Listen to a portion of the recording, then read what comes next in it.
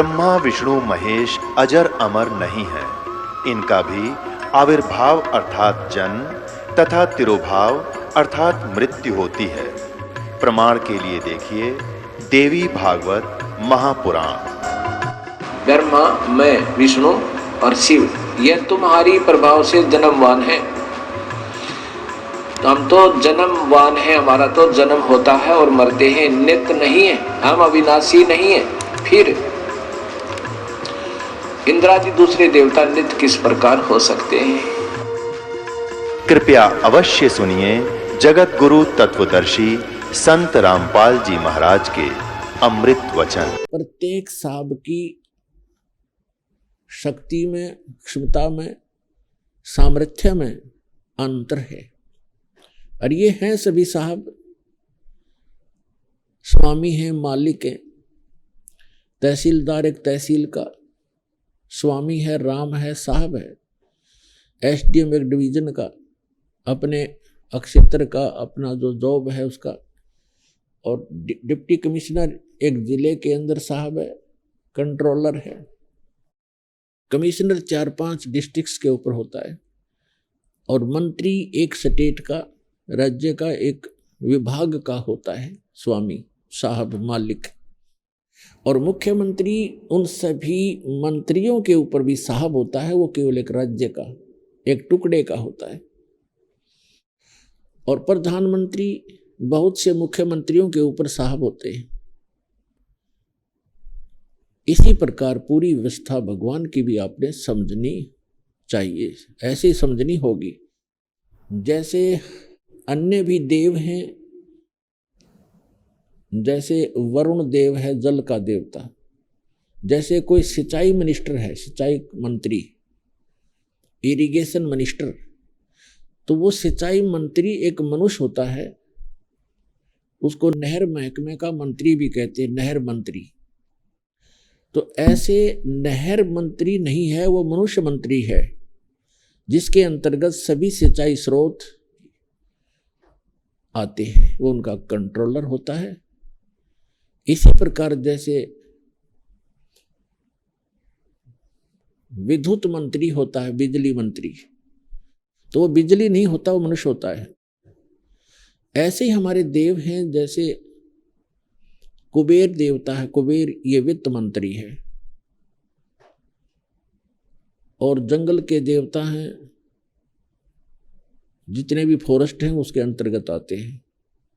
ऐसे ही जितने ये पृथ्वी हैं, जैसे ऊपर के लोकों में ग्रह हैं, इनका भी, इनकी कंट्रोलर एक देवी पृथ्वी देवी है। वो पृथ्वी मिट्टी नहीं है, वो एक देवी है, नर आकार की है। ऐसे ही सूर्य देव है।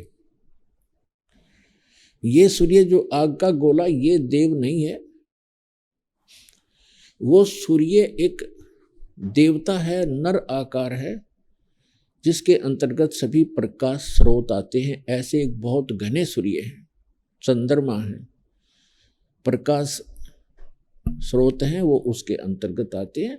तो भूल से इस सूर्य को देवता मानकर हम इसी पर अपना केंद्र कर लेते हैं ध्यान कि ये भगवान है, देवता है। और इन सभी देवों के 3 मुख्य देव हैं। वो एक श्री ब्रह्मा जी, दूसरे श्री विष्णु जी और तीसरे श्री शिव शंकर जी। ये 3 लोकों में एक विभागीय मंत्री है। जैसे ब्रह्मा जी रजोगुण विभाग के मिनिस्टर हैं, साहब हैं, मालिक हैं, स्वामी हैं। भगवान विष्णु जी जो हैं, ये 3 लोकों के अंदर सतोगुण विभाग के मंत्री हैं। और भगवान शंकर तमोगुण विभाग के साहब हैं, राम हैं, मालिक हैं, देव हैं, स्वामी हैं। एक ब्रह्मांड के अंदर 14 लोक हैं, 88,000 खेड़े अलग से बने हुए हैं। सपतपुरी हैं, ब्रह्मलोक, ऊपर एक गुप्त लोक है, ब्रह्मलोक के ऊपर एक और लोक है। तो ये लोक एक ब्रह्मांड के अंदर, यह सूर्य, चंद्रमा, पृथ्वी, स्वर्ग, पाताल, तल, अतल, वितल और श्री ब्रह्मा, श्री विष्णु, श्री शिव जी के लोक, इंद्र का लोक, धर्मराज का, न्यायाधीश का लोक, और ऊपर ब्रह्मलोक, दुर्गा जी का लोक, ये कुल मिलाकर गोलोक आदि ये 14 लोक होते हैं। सूर्य है, चंद्रमा है, तो एक ब्रह्मांड के अंदर ये इतनी ही सामग्री होती है। ऐसे ऐसे 21 ब्रह्मांड हैं, उसका स्वामी है ब्रह्म सरपुरुष। श्रीमद् भगवद गीता अध्याय नंबर 15 के श्लोक नंबर 16 और 17 में 3 पुरुष हैं, प्रभु हैं, स्वामी हैं। अब ब्रह्मा विष्णु महेश की तो स्थिति से अपरिचित हो गए हो, अन्य देवों की स्थिति से भी परिचित हो गए हो कि ये कितने साहब हैं, कितने स्वामी हैं, कितने मालिक हैं। और इनका पिता जो है ये 21 ब्रह्मांड का साहब है, ब्रह्मा विष्णु महेश का पिता, यानी 21 ब्रह्मांड में जितने प्राणी हैं ये इसी की संतान है। देवता इसी से उत्पन्न हुए, आगे इन देवों से देव हुए, उन आगे संतान हुई।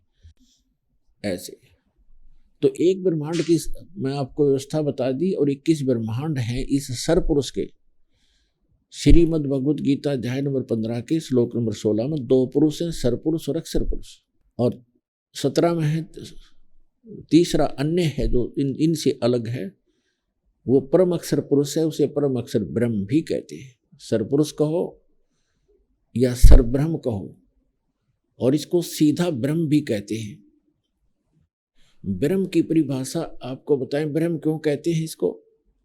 लेकिन ब्रह्म का अर्थ तो साब ही होता है, भगवान होता है, परमात्मा होता है। लेकिन अब जैसे किसी भी विभाग में आप देख लीजिए या कोई भी व्यवस्था देखें, जैसे बकरे पालता है कसाई, उनका साहब है, मालिक है, लेकिन वो किस टाइप का साहब है तो उनका मालिक स्वामी है, वो उसके अंतर्गत है, उनका जो चाहे सो वो कर सकता है। लेकिन वो साहब होते हुए भी उसका नेचर कैसा है, उसकी ड्यूटी कैसी है, उसका कर्तव्य क्या है, ये प्रत्येक साहब के कर्तव्य में अंतर है। इसी प्रकार समझो कि ये जो काल है ये उस कसाई जैसा साहब है, और इसके 21 ब्रह्मांड हैं जिसमें हम सबको रोक रखा है। इसका कर्तव्य कैसा है, फिर भी ये साहब है। और ब्रह्मा विष्णु महेश इस ब्रह्म के सरपुरुष के ये 3 मुख्य शक्तियां हैं इसकी, जो इसकी यहाँ व्यवस्था बनाए रखते हैं। जैसे कसाई ने बकरे पाल रखे हों, बकरे बकरियां, उनमें 3 नौकर छोड़ रखे हों। एक उनको बाहर से लाता है मोल और वहाँ छोड़ देता है, दूसरा उनको चरा कर लाता है, सारा दिन उनकी देखभाल करता है, और तीसरा शाम को जितने चाहिए कसाई को निकाल ले जाता है। ऐसी ड्यूटी दे रखी है ब्रह्मा विष्णु महेश को इस काल भगवान ने, क्योंकि इसको श्राप लगा हुआ, इसने गलती कर रखी है। 1 लाख मानव शरीरधारी प्राणियों के ये शरीर से निकले हुए गंध को नित आहार करता है। ऐसे ही ये जैसे ब्रह्मा जी से प्रेरित होकर किसी भी प्राणी इसके रजोगुण प्रभाव से संतानों उत्पत्ति करते हैं, श्री विष्णु जी सतिथि बनाए रखते हैं, और शंकर जी हमें मारकर इस काल कसाई के पास भेज देते हैं। ये व्यवस्था यहाँ की है। और फिर भी ये स्वामी है, साहब है, ब्रह्म है, मालिक कहलाता है। अब जैसे हमने देखा, जैसे कोई जैसे एसपी ऑफिस में जो भी स्टाफ काम करता है, तो उनके लिए वो बार बार ये नहीं कहते कि एसपी साहब ने ऐसे बोला है। उसके जो हेड क्लर्क, अन्य जितने भी क्लर्क या कोई और जो कर्मचारी होते हैं, एक दूसरे से कहते हैं कि साहब ने ऐसे बोला है। उनके लिए अंडरस्टूड है साहब मतलब एसपी साहब, वो बार बार एसपी साहब नहीं कहते। इसी प्रकार ये ब्रह्म जो है 21 ब्रह्मांड का मालिक है, और ये कैसा मालिक है, इसकी ड्यूटी कर्तव्य क्या है, नेचर क्या, स्वभाव कैसा है, इसके कर्म कैसे हैं, ये आपको बता दी। ये फिर भी साहब है। तो यहाँ के जितने भी ऋषि मुनि थे, इन्होंने ब्रह्म कहना शुरू कर दिया कि ब्रह्म है, साहब है। ये ये साहब यानी ब्रह्म प्रसिद्ध हो गया ये, और इसी को पुरुषोत्तम मान लिया, क्योंकि इसका विकल्प नहीं। इसको पुरुषोत्तम कैसे माना? जैसे श्रीमद् भगवत गीता अध्याय नंबर 15 के श्लोक 16, 17 और 18 में ये निर्णायक ज्ञान दिया है कि 3 पुरुष हैं। एक सरपुरुष है जो गीता ज्ञान देता है, ये 21 ब्रह्मांड का स्वामी है, इसको सरब्रह्म भी कहते हैं। और ये ब्रह्म प्रसिद्ध हो गया, इसलिए हो गया कि इसके अंतर्गत जितने भी ऋषि महर्षि देव हुए हैं ये इनका साब है, इसलिए सीधा कहते हैं ब्रह्म एक पावर है, वो निराकार है, वो कभी दिखाई नहीं देता। इसने प्रतिज्ञा कर रखी है कि मैं कभी किसी के सामने नहीं आऊंगा, किसी भी साधना से मुझे मेरा दर्शन नहीं हो सकता, ऐसी इसने प्रतिज्ञा कर रखी है। और गीता अध्याय नंबर 7 के श्लोक नंबर 24 और 25 में स्वयं भी स्वीकार करता है, श्री कृष्ण जी में प्रवेश करके बोल रहा है कि अर्जुन मैं कृष्ण नहीं हूं, इस ये बुद्धिहीन व्यक्ति अबुध है, मुझ अव्यक्तम को व्यक्तिम आपनम मनन्ते अबुधा, मुझ अव्यक्त को, अव्यक्त माने मैं गुप्त रहता हूं, अपनी योग माया से छुपा रहता हूं, मैं कभी किसी के समक्ष नहीं आता, ये मेरा अटल घटिया नियम है अनुतम। और ये मुझे श्री कृष्ण मान रहे हैं व्यक्ति रूप माया, मैं कभी नहीं आता ऐसे, कभी के किसी के समक्ष नहीं होता। गीता अध्याय नंबर 11 के श्लोक नंबर 47 और 48 में कहता है कि अर्जुन जो आपने ये मेरा रूप देखा विराट, ये है मेरा ओरिजिनल रूप, ये असली रूप मेरा ये है काल का। और मेरे इस रूप, मेरे दर्शन इससे पहले ना आप किसी को हुए, आपसे पहले, और ना आज्ञा हो सकते, ना किसी जप से, ना तप से, ना किसी वेदों में वर्णित विधि से, ना किसी क्रिया से।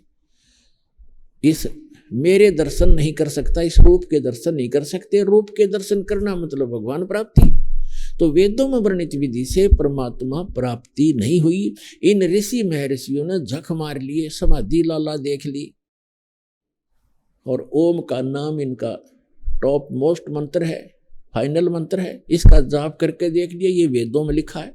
तो वेदों में वर्णित विधि से ये कहता मैं मिलूंगा ही नहीं किसी से, तो इन्होंने आप पर डिफाइन कर दिया गॉड इज फॉर्मलेस, परमात्मा निराकार है।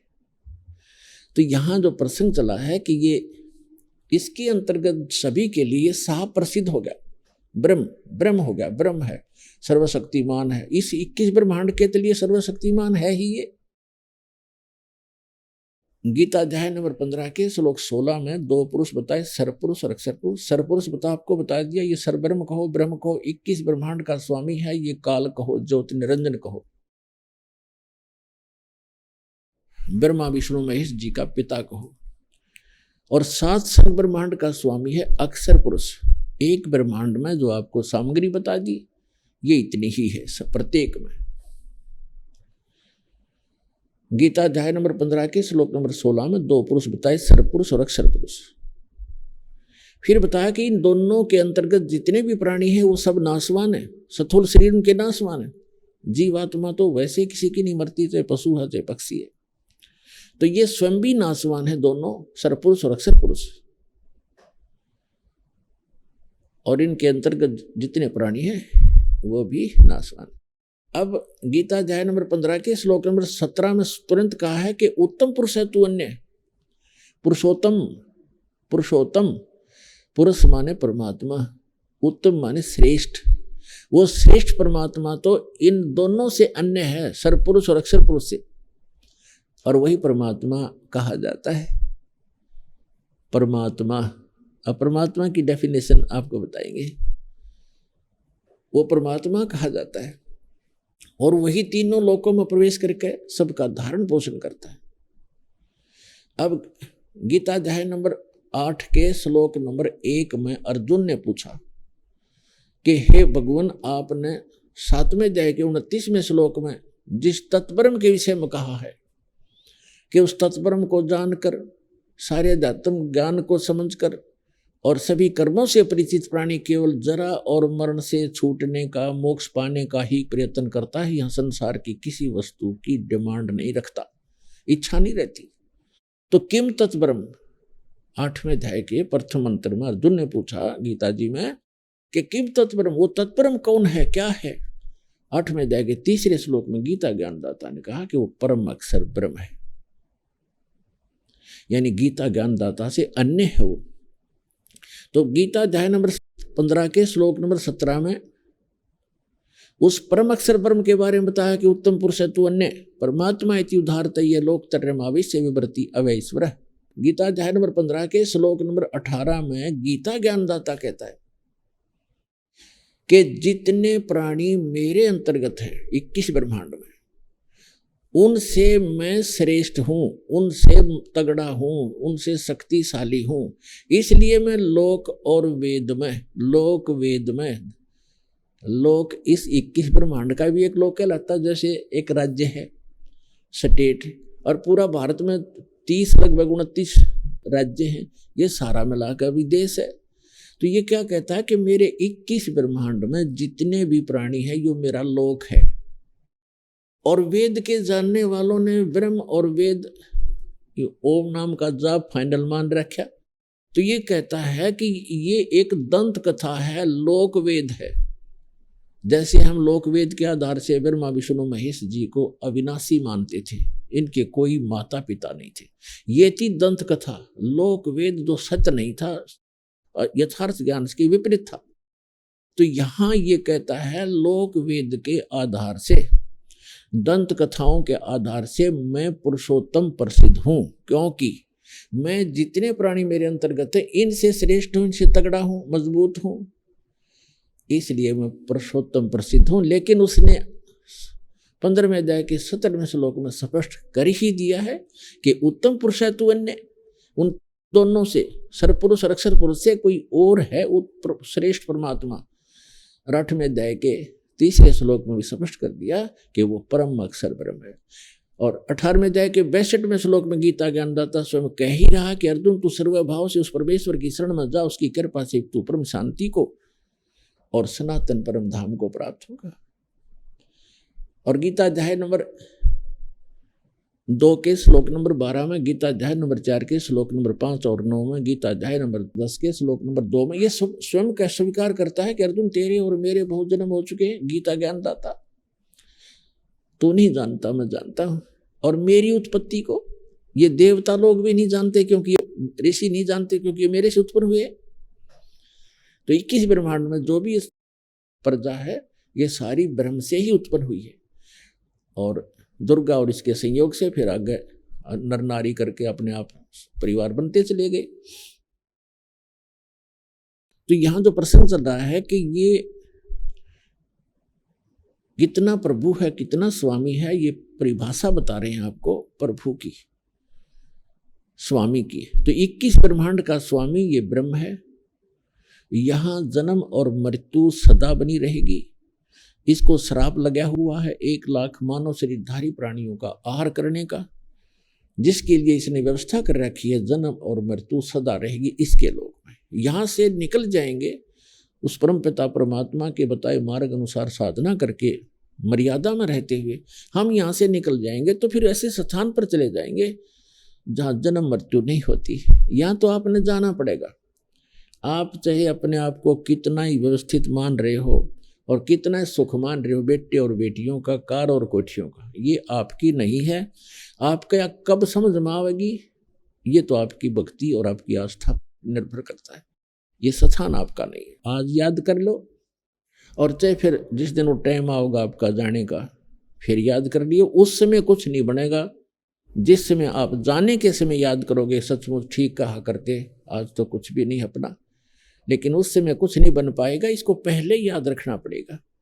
और ये सच्चाई है। सत्य को स्वीकार करने में हानि नहीं होती, लाभ ही होता है। तो हमको फिर अब ये और विकल्प पता लग गया कि पहले तो पता नहीं था, हम फिर मरे, सभी मर रहे हैं, मर गए भाई, ठीक है जो होगा देखी जाएगी, कोई विकल्प नहीं था। अब विकल्प है कि यहां से जाने के बाद इस साधना को करके आप कभी भी प्राण त्याग दो, सीधे वहां जाओगे अपने मालिक के पास। और वहां जाने के बाद सुख है। यहां तो चाहे 100 वर्ष जी लो फिर भी सुख नहीं। लाख लाख वर्ष की आयु आपने प्राप्त कर ली और जीवन की इच्छा फिर भी समाप्त नहीं हुई। आज चाहे किसी के दोनों पैर कटे हैं, आंख भी नहीं है, किसी का हाथ कटा है, कितना ही पीड़ित किसी रोग से है, कोई मृत्यु नहीं चाहता, कोई वृद्धावस्था नहीं चाहता। और ये दोनों कंपलसरी, कुछ भी हो सकता है यहाँ पर, ना कोई मृत्यु चाहता ना वृद्धावस्था चाहता, और ये सारे के सारे कभी भी किसी को हो सकते।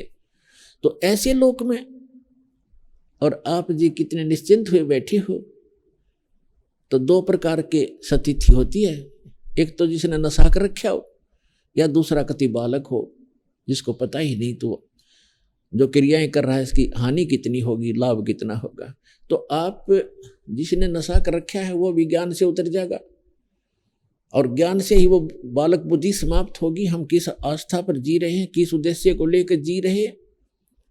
कोठी बना लूं, कार बना लूं, बैंक बैलेंस बना दूं, 4 प्लाट खरीद लूं, कल मृत्यु हो जाए, प्लाट ने सिर में मार लेना, परसों कुत्ता बना फिरेगा वहीं दूम लगवा के। तो ये बातें परमात्मा कहते हैं याद रखने की है, ये बातें कहन सुन की नहीं, ये कर पाड़न की है।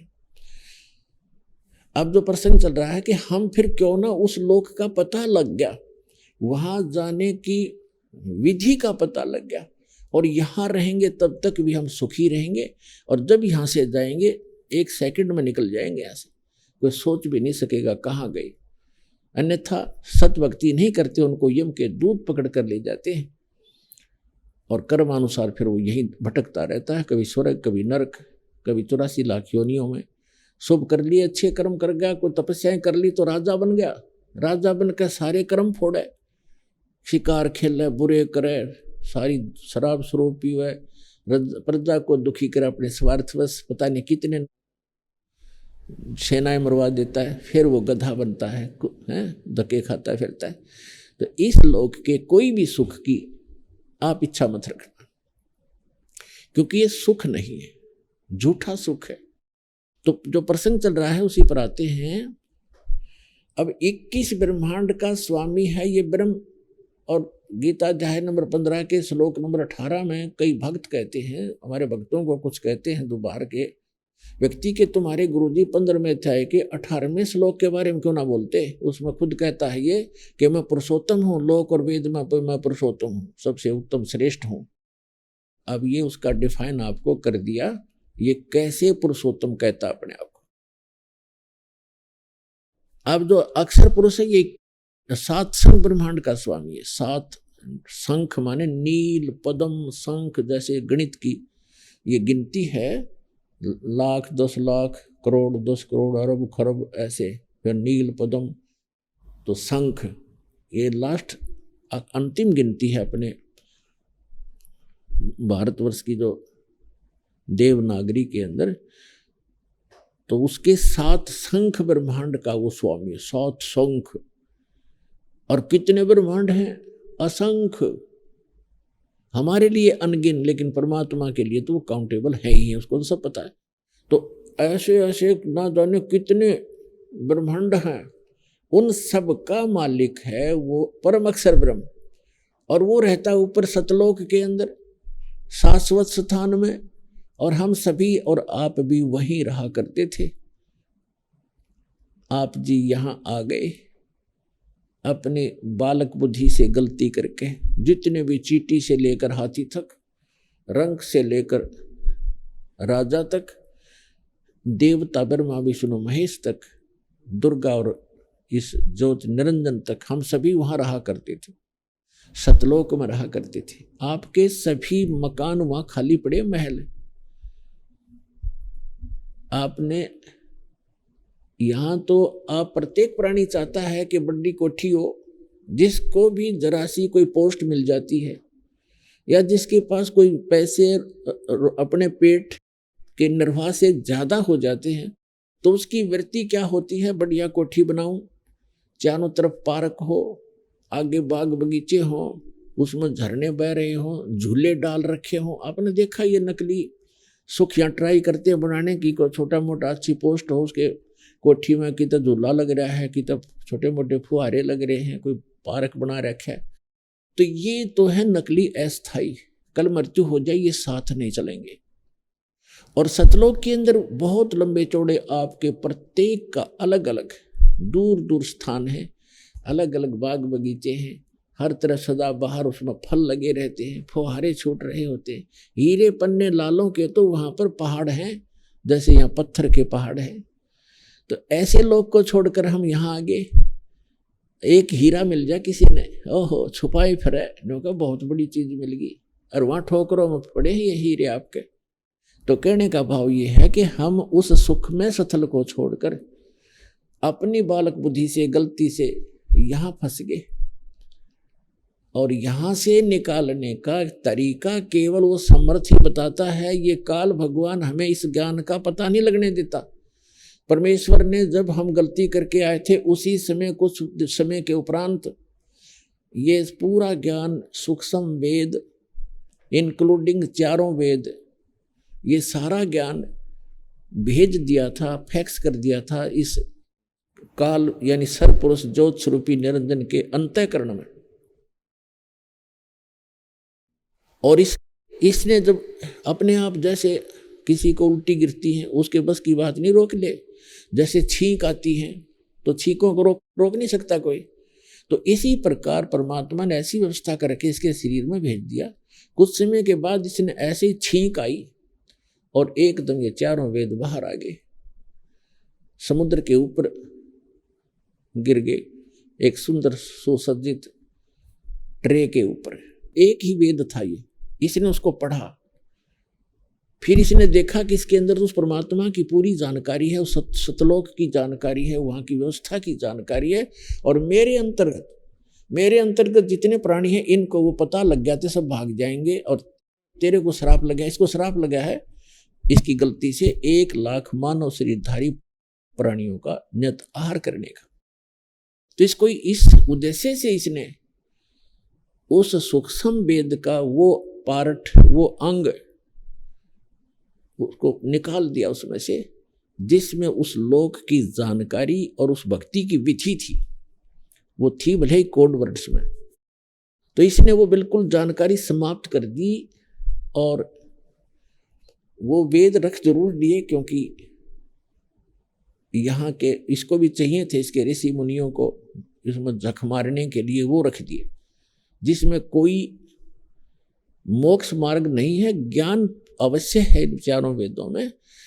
और मंत्र अपने अपने सत्र का छोड़ दिया, ओम मंत्र छोड़ दिया, बाकी खत्म कर दिया। तो जिस कारण से इस कंप्लीट स्पिरिचुअल नॉलेज को यानी सारे दातम ज्ञान को और कंप्लीट मेथड ऑफ वर्शिप को, वे ऑफ वर्शिप को, कंप्लीट कोर्स, पूर्ण ये मोक्ष भक्ति मोक्ष मार्ग को, मोक्ष विधि को और संपूर्ण कर्मों की जानकारी देने के लिए, इन सब को बताने के लिए वो परमेश्वर स्वयं आता उस अक्षति को पूर्ति करने के लिए। और जो आज हम सत्संग सुन रहे हैं ये उसी उपलक्ष्य में है कि वो परमात्मा आज से लगभग 600 वर्ष पूर्व सन 1398 में वो परमात्मा सतलोक से अपने निध स्थान से सुखमय स्थान को छोड़कर अपनी आत्माओं के लिए, आपके लिए भटक रहे हैं भगवान। वहाँ से चलकर यहाँ भारतवर्ष की नगरी काशी में एक लहर तारा नामक तालाब के अंदर एक कमल के फूल के ऊपर आकर विराजमान हो गए सतलोक से चलकर। और फिर वहाँ से एक नीरू नीमा नाम के जो निसंतान थे पति पत्नी, वो उठा ले गए। परमात्मा की परवरिश की लीला उन्हीं के माध्यम से हुई। और वो जुलाहे थे, कर्म से जुलाहे थे, जिस कारण से परमात्मा भी जुलाहा कहलाए। वो भी वही कर्म करते थे, क्योंकि परमात्मा जैसे बहुत बार दास बताता रहा है कि परमात्मा हमारी 3 स्थिति में हम सबकी केयर टेक करता है, देखभाल करता है। एक स्थिति में तो परमात्मा सतलोक में एक बहुत बड़े गुम्बज के अंदर मंदिर नुमा एक बहुत बड़ा गुम्बज है, उसके मध्य में एक सिंहासन पर विराजमान है, तख्त पर, सिंहासन पर, तख्त पर, और सिर पे मुकुट है मालिक का, ऊपर एक बहुत बड़ा सफेद छत्र है। वहां जैसे राजा विराजमान होते हैं ऐसे बैठे हैं, और उनके एक रोमकूप में करोड़ सूर्य करोड़ चंद्रमा मिला दे, इतनी रोशनी उनके एक रोमकूप की समझो, और पूरी बॉडी की कितनी होगी अंडरस्टूड है। एक सतीथि तो वो है, और इसका प्रमाण वेदों में भी है। ऋग्वेद मंडल नंबर 9 सूक्त 1 मंत्र 8 और 9 में, 8 में कहा है कि वो 3 सतीथि के शरीर के माध्यम से परमात्मा आपको संभालता है, धारण पोषण करता है। और दूसरी सतीथि उसकी है कि वहां से चलकर आता है, एक शिशु रूप धारण कर लेता है, अपने रूप को हल्का करके हल्के तेज पुंज का बना के एक शिशु रूप धारण करके कमल के फूल पर विराजमान होते हैं। प्रत्येक युग में ये लीला करते हैं। वहां से उनको निसंतान दंपति उठा ले जाते हैं। धीरे धीरे उसी व्यवसाय में जिस कर्म को वो करते थे, उसी कर्म को करते हुए परमात्मा हमें ये दिखाते हैं कि परमात्मा पाने के लिए, सतलोक जाने के लिए हमने गहने धन की आवश्यकता नहीं है। फिर भी आपके संस्कार में ज्यादा भी है तो उसको सदुपयोग करें, दुरुपयोग ना करो, उसमें भूला नहीं। परमात्मा की भूल नहीं गिरनी चाहिए, चाहे कितना धनी हो, चाहे कितनी बड़ी पोस्ट हो। उसको याद रखना चाहिए कि मृत्यु भी होती है, यहाँ से जाना भी होता है, तो तब फिर वो व्यक्ति गलती नहीं करता। तो दूसरी स्थिति ये परमात्मा के वो चारों युगों में आते हैं और ऐसी लीला करते हैं। और तीसरी स्थिति यह है कि वो जब चाहे कभी भी एक साधु महात्मा का रूप बना करके या कोई भी रूप बना करके अच्छी आत्माओं को मिलते हैं, उनको सत उपदेश देते हैं, सतलोक ले जाते हैं, वापस छोड़ते हैं, उनको अपने से परिचित कराते हैं। फिर वो महापुरुष परमात्मा को साक्षात देखकर वहां जहां वो रहता है उस सारी व्यवस्था को देख करके, और जो विधि वो बताता है उनको भक्ति करने की, क्योंकि वो जगत गुरु भी है, तो वो संत उसी साधना को करते हैं जो भगवान बताते हैं। ऊपर से देख कर भी आते हैं, फिर वो आंखों देखा वर्णन भी अपनी अमृतवाणी रूपी एफिडेविट लिख जाते हैं, और जो साधना वो करते हैं वह भी वर्णित कर देते हैं। लेकिन उसको हम समझ नहीं पाए, क्योंकि हम दूसरे रंग में अज्ञान से परिपूर्ण होते हैं, और अन्य साधना करके ही हम अपना मोक्ष समझते रहते हैं, जिस कारण से हम परमात्मा और परमात्मा से परिचित महापुरुषों के अमृतवाणियों को नहीं समझ सके और ना सदग्रंथों को समझ सके। उनमें से किन किन को मिले हैं भगवान, जो तीसरी स्थिति में आते हैं कि कभी भी आकर के किसी साधु संत महात्मा का रूप बना करके किसी भी अच्छी आत्मा, दृढ़ आत्मा, अच्छी भक्त को, दृढ़ भक्त को मिलते हैं और उनको तत्व ज्ञान, यथार्थ ज्ञान से परिचित कराते हैं। तो उनमें से कौन कौन है जो दास के नॉलेज में है? आदरणीय धर्मदास साहिब जी बांधवगढ़ वाले, आदरणीय मलुकदास साहिब जी, आदरणीय नानक साहिब जी जो सिख धर्म के प्रवर्तक हैं, जिनको भगवान सीधे आके जिंदा महात्मा के रूप में मिले हैं इस कलयुग में। आदरणीय दादू साहिब जी, आदरणीय गरीबदास साहिब जी गांव छुड़ानी, जिला झज्जर, हरियाणा वाले। आदरणीय गीसा दास साहिब जी गांव खेखड़ा, अब तो जिला बागपत हो गया बताते हैं, पहले जिला मेरठ था, उत्तर प्रदेश वाले। और आदरणीय स्वामी रामानंद जी ब्राह्मण थे, पंडित, बड़े विद्वान, वेदों के और गीता के माने जाते थे, काशी में रहते थे। 5 वर्ष की आयु में परमात्मा उनको मिले थे।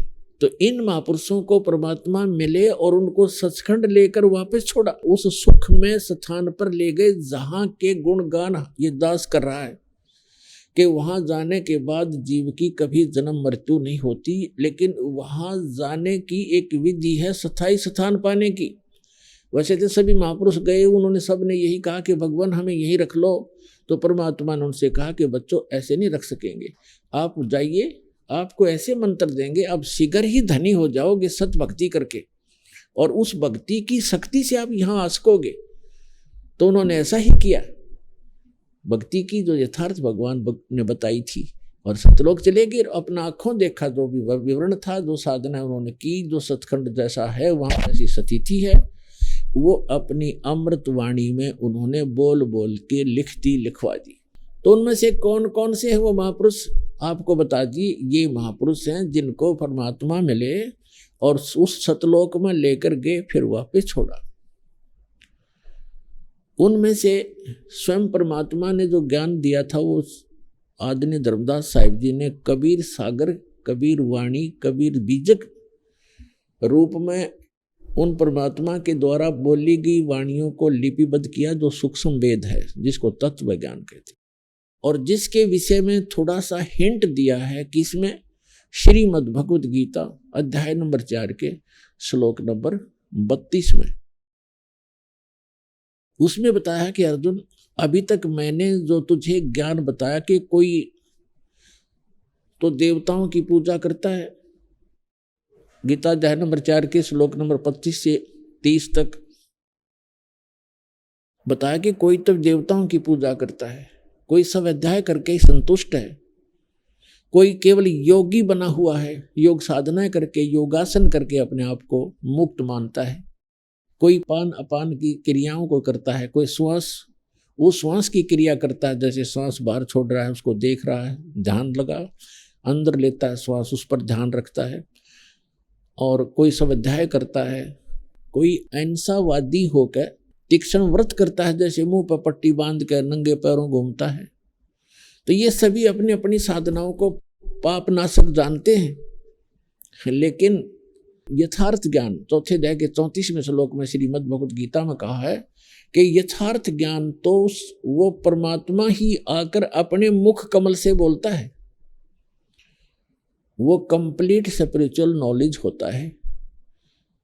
उसमें चौथे अध्याय के 32वें श्लोक में कहा है श्रीमद् भगवद गीता में कि ब्रह्मणे मुखे सच्चिदानंद घन ब्रह्म ने अपने मुख कमल से बोली वाणी में यज्ञों यानी धार्मिक अनुष्ठानों की जानकारी विस्तार के साथ बताई गई है, वो तत्व ज्ञान है। चौथे अध्याय के 34वें श्लोक में कहा कि अर्जुन, उस ज्ञान को, उस तत्व ज्ञान को तत्वदर्शी संतों के पास जाकर समझ, उनको दंडवत प्रणाम करने से, कपट छोड़कर विनम्र भाव से प्रसन्न करने से वो तत्वदर्शी संत तुझे तत्व ज्ञान का उपदेश करेंगे।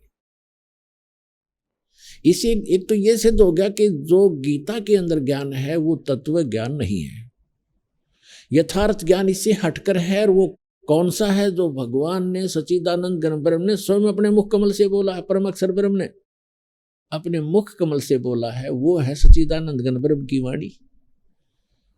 यहाँ गीता अनुवादकों ने चौथे अध्याय के 32वें श्लोक में ब्रह्म ने मुखे का अर्थ कर दिया वेद की वाणी में। नहीं, चारों वेदों का निष्कर्ष तो है गीता जी, वो है सच्चिदानंद घन ब्रह्म की वाणी। ब्रह्म ने माने सच्चिदानंद घन ब्रह्म। 17वें अध्याय के 23वें श्लोक में भी ब्रह्मणे शब्द है। ओम तत्सत इति निर्देश ब्रह्मणे तिर्विधः समर्थ है। उसमें क्या कहा गया कि सच्चिदानंद घन ब्रह्म के स्मरण का, उसको पाने का, ये 3 मंत्र के जाप का निर्देश है, यानी सीधी डायरेक्शन, उसमें अग्रम मग्रम नहीं होता, वो निर्देश कहलाता, आदेश, फाइनल ऑर्डर। निर्देश mean order, order and direction दोनों होती हैं। तो उसमें बताया कि वहां ब्रह्मणे का अर्थ इन्होंने ठीक कर दिया अनुवादकों ने, वहां विचलित नहीं हुए। वहां लिखा है कि ब्रह्मणे माने सच्चिदानंद घन ब्रह्म के पाने का, के स्मरण का। ओम, ओम, तत्, तत् और सत, सत, ये 3 प्रकार का मंत्र है। ये समझ नहीं सके बालक के समझा, 6ठी कक्षा का बच्चा और PhD के मार्ग को कैसे समझ लेगा? ये बालकों के लेख नहीं है, ग्रंथ जितने हैं ये महापुरुष, ये गॉड गिवन स्पिरिचुअल नॉलेज है। गीता और वेद और सूक्ष्म वेद जो तत्व ज्ञान कहलाता है। इसमें जैसे गीता अध्याय नंबर 15 के श्लोक नंबर 16 और 17 में 3 पुरुष हैं, सरपुरुष, अक्षर पुरुष और परम अक्षर पुरुष। तो सरपुरुष का है ये ओम मंत्र ब्रह्म का। गीता अध्याय नंबर 17 के श्लोक 23 में कहा है ओम तत्सत इति निर्देश ब्रह्मणा तिर्विद्या समर्थ है, ब्राह्मणा ते वेदा च यज्ञा विहिता पुरा। और जो तत् है वो अक्षर पुरुष का और सत्य है वो परम अक्षर पुरुष का। तत् और सत्य ये गुप्त हैं, सांकेतिक हैं, ये परमात्मा ही आकर इनको डिस्क्लोज कर सकता है, दूसरा इसको नहीं बता सकता। यही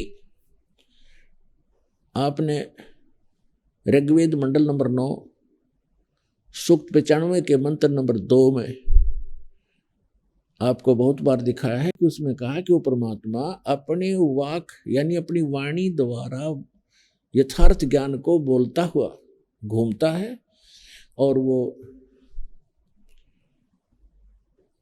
इन गुप्त मंत्रों का भी आविष्कार करता है, डिस्क्लोज करता है गुप्त मंत्रों को। तो परमेश्वर ने कहा है सो हम शब्द हम जग में लाए, सार शब्द हमने गुप्त छुपाए। ये सोम शब्द आपको किसी भी वेद या गीता में नहीं मिलेगा। परमात्मा ने आके डिस्क्लोज किया इस मंत्र को।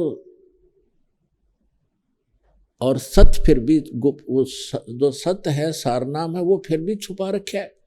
अब इस दास को डिस्क्लोज किया, दास को दिया है। उससे पहले जिन महापुरुषों को दिया उनको प्रतिज्ञा करा दी थी कि अभी इसको डिस्क्लोज नहीं करना, सतनाम को भी डिस्क्लोज नहीं करना। तो उन महापुरुषों ने किसी को सतनाम भी नहीं दिया। उसके पीछे कारण था कि ये ज्ञान, यही नाम, यही मंत्र यदि इस काल के चलाए पंथियों के पास होते, ये दादा स्वामी पंथ, धन धन सतगुरु पंथ, जय गुरुदेव पंथ, जनोदाला बिहानी पंथ, और ये निरंकारी पंथ, और ये ब्रह्मा विष्णु महेश के पुजारी या कोई दूसरे मजहबों के जैसे मुसलमान धर्म में या ईसाई धर्म में और सिख धर्म में भी नहीं, क्योंकि गुरु नानक देव जी को तो प्राप्त तीनों मंत्र, लेकिन उन्होंने परमात्मा ने उनको मना कर दिया था। धर्मदास जी से कहा था भगवान ने कि धर्मदास मेरी लाख दुहाई, ये मूल ज्ञान, ये तत्व ज्ञान कहीं बार ना जाए। और फिर कहा था धर्मदास मेरी लाख दुहाई, ये सार शब्द कहीं बार ना जाए, ये सतनाम और ये सार नाम अभी डिस्क्लोज मत करना। कहते मूल ज्ञान बाहर जो पढ़ी, बिचली पीढ़ी हंसनी तरही। अब ये वो बिचली पीढ़ी है जिसमें सबको पार करेगा परमात्मा। और यदि यही ज्ञान और यही नाम इन संतों के पास होते, जैसे राधा स्वामी वालों के पास होते, और इनकी जड़ है नहीं, क्योंकि जो शिवदयाल जी थे उनका कोई गुरु नहीं था। आगे थर्मल प्लांट से उस पावर हाउस का कनेक्शन नहीं था, जिस पावर हाउस से आगे सब ने ले रखा कनेक्शन। तो वो कनेक्शन लेते और ये नाम भी यही जाप कर रहे होते और ज्ञान भी यही बता रहे होते, तो कोई नहीं मानता नहीं कि हम भी तो यही जाप कर रहे। और वो नकली थे, वो अधिकारी थे नहीं उनके पास, उन मंत्रों उनसे प्राप्त करके इस ज्ञान और मंत्र से कोई लाभ जीव को होना ही नहीं था, क्योंकि अधिकारी के बिना कोई भी कार्य सफल नहीं होता। तो इसलिए परमात्मा ने कहा था कि ये काल मेरे बच्चों को भ्रमित करके ये नकली पंथ चलवाओगा। इसने पहले ही कह दिया था कि ऐसे मूर्ख बना दूंगा समाज को, भक्ति मार्ग में सब नकली पंथ चलाऊंगा, झूठे नाम जपवाऊंगा, कि तो मंदिर और अन्य तीर्थ तीर्थ बनवा दूंगा, ये वहां भटकते रहेंगे, कोई नहीं सुनेगा तुम्हारी। और वो इसने अब कर भी रखा है। तो परमात्मा ने कहा था कोई नहीं, आप कर लो जो तूने करना है, जब समय आएगा जब देखेंगे, जब 5500 वर्ष कलयुग बीत जाएगा या बिचली पीढ़ी शुरू हो जाएगी। तो बिचली पीढ़ी के लिए ये सब कुछ खजाना छुपा के रखा था बच्चों आपके लिए। आप बालक को, आपको तो पता ही नहीं भक्ति क्या चीज होती है, क्योंकि ज्ञान यथार्थ मिला नहीं था। आपके लिए मालिक ने खड़ा किया है यहाँ पर आकर के, उस सच्चे लोक ने छोड़ के 120 वर्ष इस गंदे लोक में रहे लोगों के डले खाए, जुलाहा को आए, नीच को आए, धानक को आए।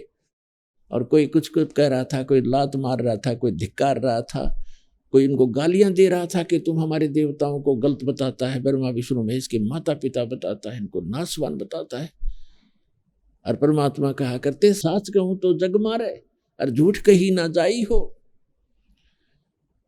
तो परमात्मा कहते झूठ तो मैं कह नहीं सकता, और सच कहूं तो ये मुझे मारने को दौड़ रहे हैं। तो पुण्यात्मा आपके लिए परमात्मा ये सारा कुछ करके गए थे। 100 जैसे 600 वर्ष पहले आए, वो भगवान है, परमात्मा है, परम अक्षर ब्रह्म है। और परम अक्षर ब्रह्म का जो गुण है वो तो गुण होता ही है। जैसे बर्फ का गुण है शीतलता पैदा करना, तो परमात्मा जब आएंगे, जैसे बर्फ जहां रखी है तो वो तो उसका गुण है, आसपास ठंडक पैदा करेगी, उसका हाथ लाओगा वो भी ठंड हो जाएगा, ठंडा होगा। इसी प्रकार वो परमात्मा 600 वर्ष पहले आकर रहकर चले गए, और जो वो लीला करते ही हैं वो तो करते ही है, वो तो करनी ही होती है। जो उनका स्वभाव है वो तो करना ही था, तो वो करके चले गए। और आज हमारे सदग्रंथों में ये प्रमाण मिला कि ऐसी जो लीला करता है भगवान, ऐसी ऐसी लीला करता है, वेदों में बताया है, तो वो परमात्मा होता है। तो वो लीलाएं की किसने? अब पता लगे हमारे को कि वो परमात्मा जो 600 वर्ष पहले एक जुल्हा नाम से प्रसिद्ध, एक प्रसिद्ध कवि भी कहलाए, उसने लीला कर रखी जो वेदों में वर्णित है। तो who is God? Kabir is God. वो कबीर साहब परमात्मा है। तो ऐसे वो परमात्मा अपने प्यारी आत्माओं के लिए यहां आते हैं और उनको ये खजाना छुपा रखा था कि कलयुग जो 5500 वर्ष बीत जाएगा, धर्मदास जी से कहा था कि धर्मदास जी बहुत चिंतित हो गए थे, क्योंकि धर्मदास जी को परमात्मा ने कह दिया था कि अभी ये मूल मंत्र और ये मूल ज्ञान तो अपने वंशजों को भी ना बताना, अपने बच्चों को मत बताना, नहीं तो बात कति बिगड़ जाएगी और आप जाप करते रहो। इस बात से धर्मदास जी कुछ तो वृद्ध ज्यादा हो गए थे, 100 वर्ष के आसपास आयु हो गई थी। तो उस समय चिंतित हो गए। वृद्ध अवस्था में वैसे भी वीक हो जाते हैं सारे अंग, सोचन शक्ति भी, दिल भी। तो परमात्मा से बार बार कहते थे जब अकेले होते थे कि हे मालिक, मेरे बच्चों का क्या होगा, ये कैसे पार होंगे। इतना जकड़ा हुआ था ममता के अंदर, और भगवान भी साथ बैठे और इतना ज्ञान दे दिया। हमारे अंदर इतना इसने अज्ञान ठोक रखा, ऐसा रंग रखा रंग। तो परमात्मा ने देखा कि ये बात बिगाड़ेगा, और जय इसने ये डिस्क्लोज कर दिया ये मंत्र, मेरा सारा नाश हो जाएगा। ये पिछली पीढ़ी में जो मैंने वायदा कर रखा है सबको पार करूंगा, शिक्षित करूंगा, इंस्ट्रूमेंट ऐसे बनाए, ये परमात्मा कबीर जी ने दिए हैं। ये चैनल, इलेक्ट्रॉनिक मीडिया, ये टेलीविजन, सीडी, मोबाइल, ये डीवीडी, इंटरनेट, ये सारे बना रखे सिस्टम। ये कोई जीव के बस का नहीं है, कोई कितनी बात बनावे। आपके लिए किया परमात्मा ने, क्योंकि अभी तक सब अपनी अपनी कहा करते थे, 2 स्टेज पर बैठ जाते, संस्कृत बोलते रहते, या कोई अरबी भाषा वाला अरबी में बोलता रहता, और श्रोता जो ज्यादा बोल देता लगातार उसको ताली पीट देते, ऊपर वो पाक जाता, विजयी हो जाता। हमें नहीं मालूम ये झूठ बोल रहे सत्य। अब सत्य आपके सामने आएगी इस मीडिया माध्यम से। ये मीडिया बनाया परमात्मा ने आपके लिए, ये पहले निर्धारित था, इसको कलयुग नाम इसलिए दिया गया, और इसीलिए आपको ये पिछली पीढ़ी का ये समय निर्धारित किया था कि उस समय सबको शिक्षित करेंगे, और ये ऐसे इंस्ट्रूमेंट बनाने थे दाता ने, ताकि आप स्वयं देखिए अपने सदग्रंथों को, जिनको सत्य मान रहे थे, और उसमें जो लिखा वो आदमी सत्य है। और पहले आपने ऐसा सुना था तो उसको छोड़ना पड़ेगा, आप पे छूट जाएगा कुछ दिनों में, भले ही 2-4 बार नाश हुआ है, पर अनंत में सच्चाई अपना स्थान बना के रहती है। तो ये समय था वो कलयुग की पिछली पीढ़ी का। तब परमात्मा ने देखा कि धर्मदास जी बहुत चिंतित हो गए और ये बात बिगाड़ेगा। तब परमेश्वर ने कहा था, धर्मदास तू चिंता मत करे, जो प्रथम मंत्र मैंने आपको बताया 5 नाम का, जो आप जी को 7 मंत्र दिए जाते हैं ना आज, ये प्रथम मंत्र है। केवल ये मंत्र देने का आदेश परमात्मा ने दिया था, 5-7 नहीं, वो ये केवल बीच बीच के 5।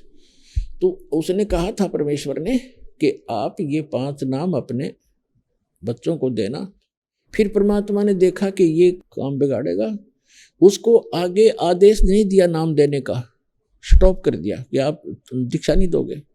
तो परमेश्वर ने स्वयं ही धर्मदास जी के पुत्र, जो उन्हीं के आशीर्वाद से जन्मा था, चूड़ामणि जी, जिसको मुक्तामणि भी कहने लगे, उसको स्वयं ही गुरुपद प्रदान किया था, और केवल प्रथम ये 5 नाम जो आपको देते हैं, इन मंत्रों को दान करने का आदेश दिया था, और उसको बताया नहीं आगे ज्ञान। तो परमेश्वर ने कहा था कि जो तेरे वंशजों को मैंने विधि बताई है ये मंत्र जाप करने की, इससे क्या होगा कि ये वाणी का पाठ करते रहेंगे और प्रथम मंत्र जाप करते रहेंगे धर्मदास, इनके मनुष्य जीवन मिलते रहेंगे, इससे मानव शरीर मिलते रहेंगे, इनके अंदर भगवान की आस्था बनी रहेगी, और यहाँ जब तक ये संसार में जीवित रहेंगे इस बॉडी में, इनको सुख मिलते रहेंगे। और ऐसे जब ये जन्मते जन्मते जब 5500 वर्ष बीत जाएंगे कलयुग के, फिर मैं आऊंगा। परमात्मा ने कहा है मैं स्वयं आऊंगा और पूरे विश्व को ज्ञान दूंगा। पूरे विश्व के जितने भी मानव शरीरधारी प्राणी हैं, जितने जीव जहान, सतनाम की साख गए हुए पाँव पद निर्वाण। आपको बहुत बार दिखाया, आज इस सत्संग के दौरान भी आपको दिखाएंगे। 5 दिवसीय जो सत्संग चल रहा है इसमें। तो तब धर्मदास जी का दिल डटा, जब परमात्मा ने कहा कि जब सारा संसार पार होएगा, जो इस नाम को ग्रहण करेगा और सब करेंगे, परमात्मा ने फाइनल कर रखा है, पूरे विश्व के प्राणी जो मानव शरीरधारी होंगे वो इस मंत्र को, सतनाम को ग्रहण करेंगे और सब मोक्ष होंगे, सब पार हो जाएंगे, सबका मोक्ष होगा। फिर तेरे वंशज कहाँ रहेंगे, ये भी पार हो जाएंगे। तब धर्मदास ने साबित सांस लिया, कहा फिर ठीक है महाराज, फिर तो ठीक है। तब उसने संतोष हुआ। तो पुण्यात्माओं, इसलिए ये छुपा कर रखा था, किसी भी महापुरुष को आदेश नहीं था आगे ये नाम सतनाम देने का। दास का जो आध्यात्मिक जन्म गरीब दास पंथ में हुआ, जो 12वां पंथ लिखा है कबीर पंथ, कबीर सागर के अंदर कबीर वाणी नामक चैप्टर में 136 और 37 पृष्ठ में गरीबदास जी के ग्रंथ साहब में कंप्लीट लिखे हैं, लेकिन सारनाम गुप्त है। सतनाम लिखा है स्पष्ट, लेकिन पूरे गरीबदास पंथ में सतनाम का जाप नहीं किसी के पास। मेरे गुरुदेव के अतिरिक्त, मेरे गुरुदेव का 2-3 छोटे छोटे आश्रम थे, सीमित से उनके शिष्य थे, और परमात्मा ने उनको ये प्रथम मंत्र ही दिया करते थे। और जब दास उनके चरणों में आया, दास के ऊपर उन्होंने खजाना खोल दिया और कह दिया था तेरी ही इंतजार थी मुझे। 107 साल के हो गए थे जब दास ने दीक्षा ली उनसे। 107 वर्ष का शरीर था उन मालिक का। तो उन्होंने कहा कि मैं तेरी इंतजार कर रहा था, और ये मंत्र है, ये जाप अभी बताना नहीं, धीरे धीरे बताना, और सारनाम के लिए आगे परमात्मा ही आकर तुझे निर्देश करेंगे तब करना। तो दास ने धीरे धीरे इसको चलाया, और परमात्मा ने आकर के सन 1997 में दास से आदेश कर दिया कि इसको वैसे डिस्क्लोज कर दे, नो प्रॉब्लम। तो पुण्यात्मा, अब वो मंत्र आपके रूबरू करने हैं।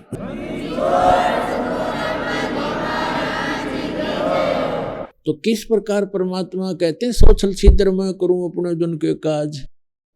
आपके लिए ये सतज्ञान और सतभक्ति ना जाने कितनी कुशलता से परमात्मा यहाँ तक सुरक्षित रखवाए। और सौभाग्य आपका, धन्य आपके माता पिता जिनसे जन्म हुआ, आपका मानव शरीर और फिर सतलोक आश्रम बरवाला प्राप्त, आपको सतज्ञान और सतनाम मिलने जा रहा है, मिल रहा है। तो गदागद दे रहे हम, 4 महीने में ले सकते हो आप, 4 बार हाजिरी लगा के। देखो पुण्यात्मा, आप थोड़ी सी गफलत करते हैं क्योंकि आपकी आदत बिगड़ गई गई बहुत युगों से। आप अपनी चतुरता दिखाते हैं, चतुरता नहीं चला। आइए अब हम उन श्रद्धालुओं के अनुभव जानते हैं जो जगत गुरु तत्वदर्शी संत रामपाल जी महाराज जी से दीक्षा प्राप्त कर चुके हैं तथा उनके द्वारा बताए गए भक्ति मार्ग पर चल रहे हैं। नमस्कार जी। ससाए। क्या नाम है जी आपका? रोज भारती। कहाँ से हैं जी आप? रायपुर छत्तीसगढ़ से। संत रामपाल जी महाराज से नाम दीक्षा आपने कब ली? 2019। आपने क्या क्या भक्ति साधनाएं की हैं अभी तक?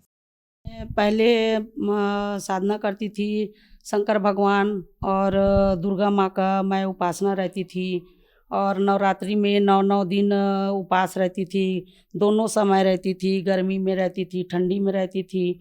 और हमारे कुल देवता शंकर भगवान था, उसी का मैं पूजा करती थी। और बहुत देवी देवता, बहुत तांत्रिक वगैरह बहुत पूजा करी हूँ मैं, फिर भी मुझे लाभ नहीं हुआ है सर जी। और फिर उसके बाद में मेरे घर में कोई शांति नहीं था।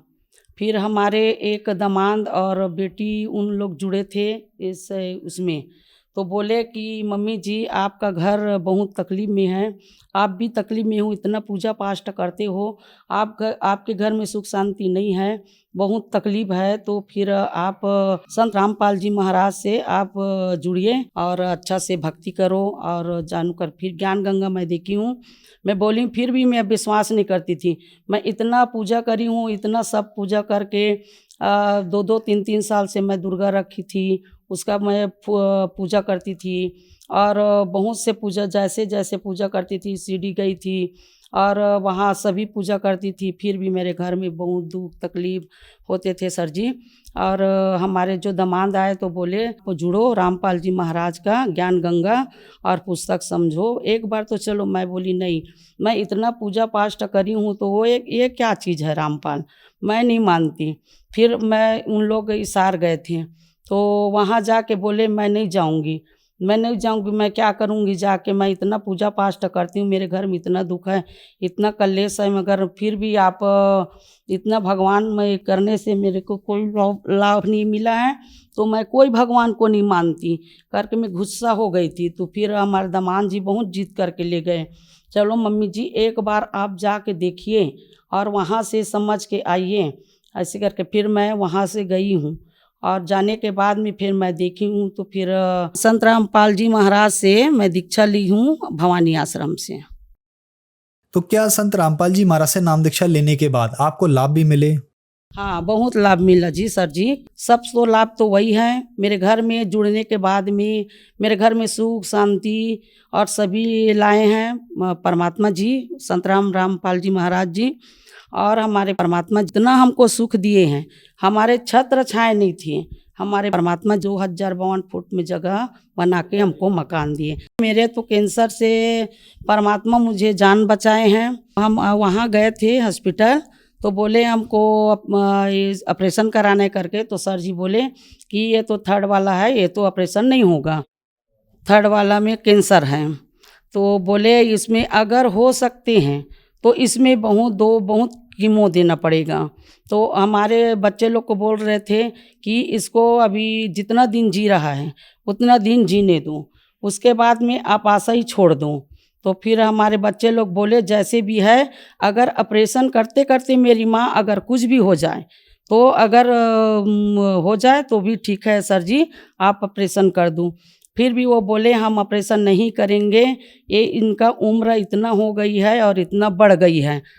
फिर हम लोग अरदास लगाए, हमारे बंदी छोड़ सदगुरु रामपाल से वहाँ से फ़ोन आए, फिर बोले कि वहाँ से ऑपरेशन करा लो बेटा, मालिक दया करेंगे।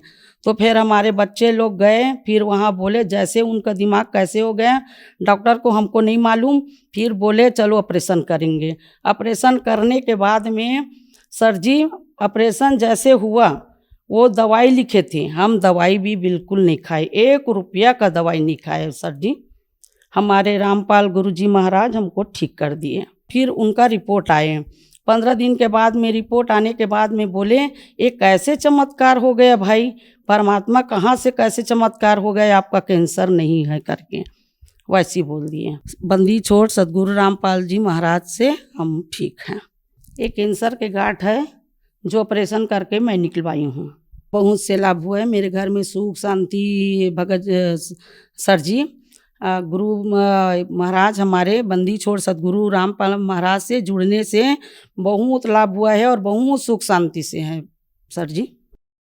संत रामपाल जी महाराज से नाम दीक्षा लेने के बाद आपको बहुत सारे लाभ मिले, तो संत रामपाल जी महाराज से नाम दीक्षा कैसे ली जा सकती है? चैनल में पट्टी आती है, उसमें नंबर रहती है और ज्ञान गंगा और जीने का राह पुस्तक पढ़िए और उसमें जुड़िए और अपना मोक्ष कराइए। धन्यवाद जी। सही।